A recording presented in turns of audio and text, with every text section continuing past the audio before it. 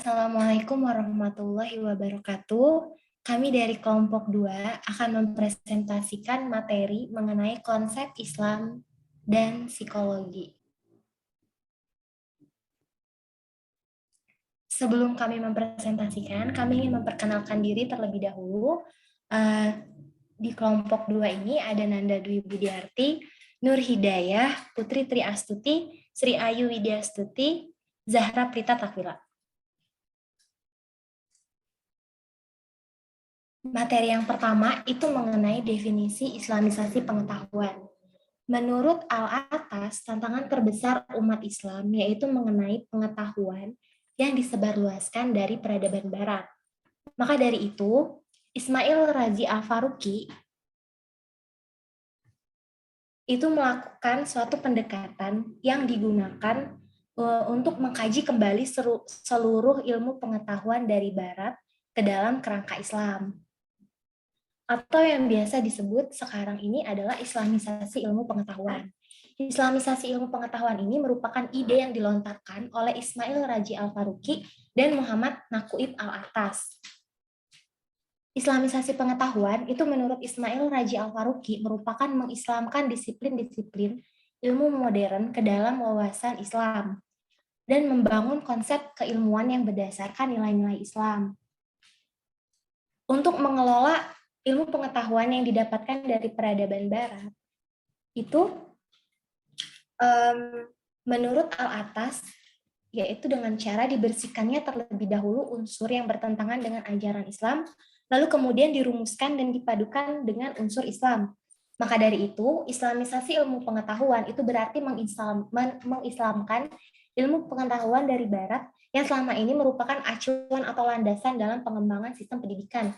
Dengan dilakukannya Islamisasi pengetahuan ini, dihasilkanlah ilmu yang khas yang bercorak Islam dan digunakan sebagai landasan pendidikan bagi umat Islam. Pentingnya Islamisasi pengetahuan ini apa sih? Nah, ilmu Barat yang dipengaruhi oleh konsep sekularisme, materialisme, dan humanisme yang kemudian konsep tersebut dikonsumsi atau diterima oleh umat Islam hingga akhirnya umat Islam itu bergantung kepada Barat dan menganggap bahwa Barat adalah segala-galanya. Konsep tersebut dipelajari tanpa menyadari bahwa kita tuh sebagai umat Islam akhirnya terjatuh ke dalam hegemoni Barat. Nah, terjadinya hal-hal tersebut membuat para umat Islam itu menjadi semakin tidak berdaya tanpa mengetahui bahwa sebenarnya hegemoni Barat ini memiliki dampak negatif terhadap peradaban Islam dan peradaban lain. Dampak bahaya tersebut salah satunya adalah westernisasi. Keberadaan konsep yang mempengaruhi ilmu Barat membuat pengetahuan menjadi terpisah dari nilai tauhid dan teologis yang mengakibatkan terjadinya persaingan dan pemisahan dalam hidup manusia. Manusia itu juga memahami alam hanya sebatas realitas cembung dengan mengandalkan akal semata. Menurut Haidar Bagir dan Zainal Abidin dalam pengantar buku Filsafat Sains menurut Al-Quran, menyebut krisis tersebut sebagai krisis global umat manusia. Krisis tersebut meliputi krisis ekologi, krisis ekonomi, krisis politik, krisis moral, maupun krisis kepribadian. Jadi jiwa manusia itu mengalami skizofrenia, kerohanian yang tidak mempunyai jalan keluar, kecuali dengan kembali menghidupkan kembali nilai-nilai transendental atau yang tadi disebut sebagai teologis. Nah, maka dari itu banyak dampak apabila ketiadaan Islamisasi dalam ilmu pengetahuan yang disebarkan peradaban Barat bagi umat Islam. Jadi akan banyak terjadi penyimpangan umat Muslim dikarenakan westernisasi ilmu dari peradaban Barat. Selanjutnya.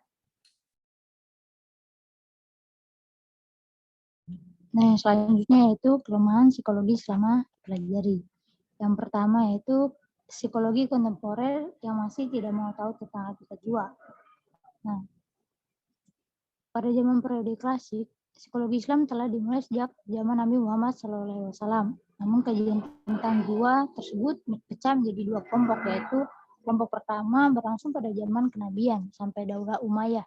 Mereka merupakan ulama generasi pertama yang membahas tentang jiwa berdasarkan sumber Al-Quran dan hadis. Kajian ini berkembang menjadi ilmu kalam dan tasawuf. Nah, kelompok kedua muncul pada periode kekuasaan Daulah Abbasiyah. Kelompok ini bergerak di bidang penerjemahan, mengomentari, memperkaya ilmu filsafat Yunani.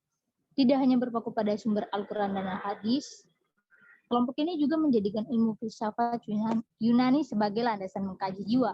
Dalam kurun waktu kurang lebih dari 7 abad, dalam dunia Islam jiwa dibahas dalam kajian yang bersifat sufistik dan filosofis.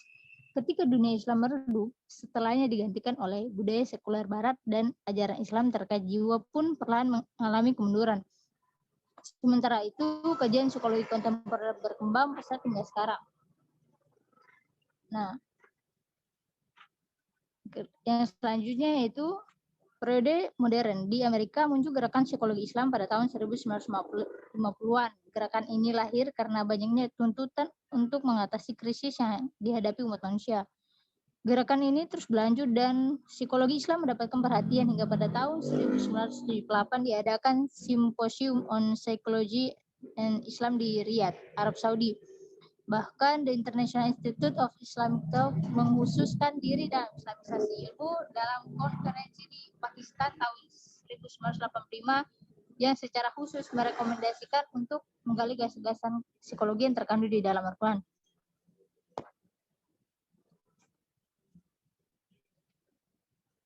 Serta ketidakpuasan terhadap segala teori psikologi kontemporer dan kesadaran psikolog muslim yang merasa sebagai seorang muslim yang berprofesi sebagai ilmuwan psikologi bukan sebagai seorang ilmuwan psikologi yang kebetulan muslim. Dan yang terakhir yaitu latar belakang kebudayaan dan karakteristik masyarakat, karena psikologi kontemporer dibangun oleh ilmuwan psikologi Amerika dan Eropa Barat yang kurang sesuai dengan kondisi masyarakat Indonesia yang berlandaskan kebudayaan timur dan juga sebagian besar masyarakat Indonesia merupakan kaum muslim. Selanjutnya, di sini ada 3 fase psikologi muslim. Yang pertama itu fase terpesona, yang kedua penerimaan, dan fase yang ketiga itu fase emansipasi. Di fase yang pertama ini, banyak kaum muda yang merasa penasaran dengan psikologi. Di fase ini juga mereka sangat terbuka dengan ilmu yang diberikan oleh para pengajar dan melalui bacaan yang mereka baca. Mereka juga mencoba menerapkan ilmu mereka ke dalam kehidupan nyatanya. Lalu di fase yang kedua, yaitu fase penerimaan, di mana seiring berjalannya waktu, mereka akan mencoba untuk menghubungkan antara ilmu psikologi dengan Islam.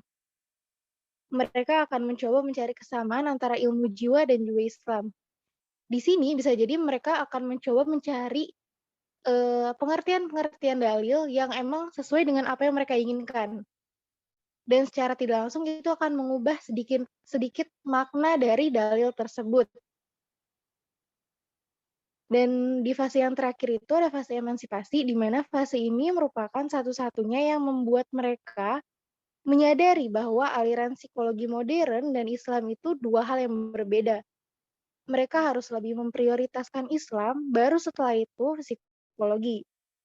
Di fase ini juga mereka mulai melakukan beberapa hal untuk menjelaskan atau meluruskan mengenai kesalahpahaman antara ilmu psikologi modern dan Islam. Saat ini, psikologi muslim berada di fase terakhir, yaitu fase emansipasi, dengan banyaknya ilmuwan yang mulai memperkenalkan dan mempelajari terkait ilmu psikologi modern dan Islam. Selanjutnya,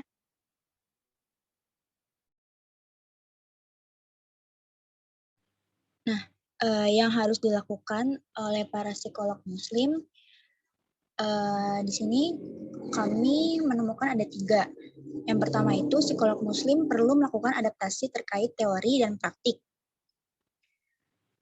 Nah, jadi psikolog muslim dalam menjalankan profesinya sebagai seorang psikolog, seperti melakukan terapi terhadap pasien-pasiennya itu perlu melakukan adaptasi pada teori dan praktik sesuai dengan kondisi sosial dan budaya setempat.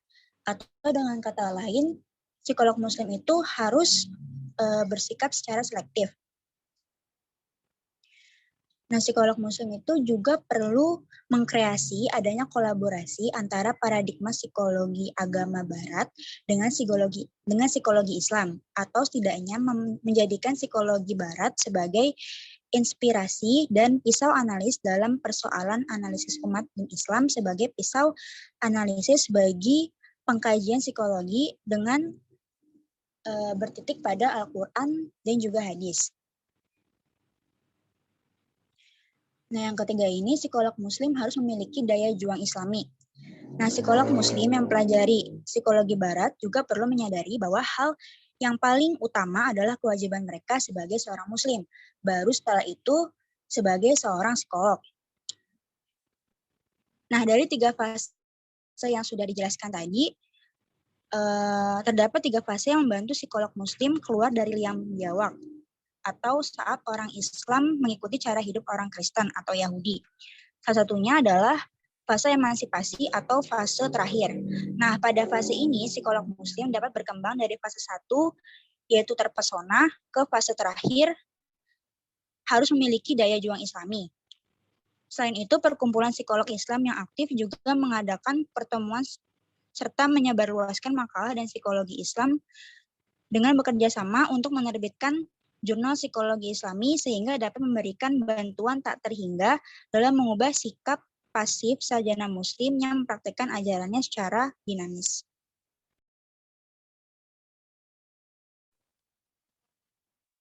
Selanjutnya ada integrasi yang tepat dalam mengembangkan psikologi Islam. Nah, sebelumnya kan di sini ada 6 model integrasi psikologi Islam. Yang pertama itu ada similarisasi, yaitu persamaan konsep sains dan agama meskipun belum tentu sama. Yang kedua itu paralelisasi, paralel dari konsep Al-Quran dengan sains karena kemiripan konotasinya tanpa menyamakan keduanya. Yang ketiga itu komplementasi, antara sains dan agama saling memperkuat tetapi tetap mempertahankan eksistensi masing-masing.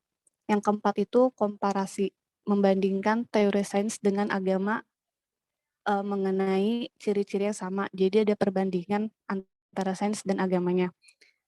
Yang kelima itu ada induktifikasi, yaitu asumsi dasar dari teori ilmiah yang didukung oleh temuan empirik. Kemudian secara teoritis, abstrak ke arah pemikiran metafisik gaib. Lalu kemudian dihubungkan dengan prinsip agama dan Al-Quran. Yang terakhir itu ada verifikasi, yaitu mengungkapkan hasil penelitian ilmiah dan membuktikan kebenaran dari Al-Quran. Nah, dari 6 model tersebut, ada 2 yang mendekati integrasi dalam mengembangkan psikologi Islam, dan yang cocok atau tepat untuk integrasi yang dilakukan dalam mengembangkan psikologi Islam yaitu Kenapa verifikasi? Integrasi dan interkoneksi ilmu satu sama lainnya itu terlihat seimbang pada verifikasi, yaitu di mana diungkapkan hasil penelitian ilmiah dan membuktikan kebenaran ayat-ayat Al-Quran.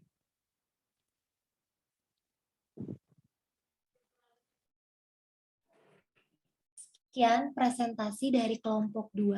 Apabila ada yang ingin dipertanyakan oleh teman-teman terhadap materi yang kami sampaikan, dipersilakan. Atas lebih dan kurangnya kami mohon maaf. Assalamualaikum warahmatullahi wabarakatuh.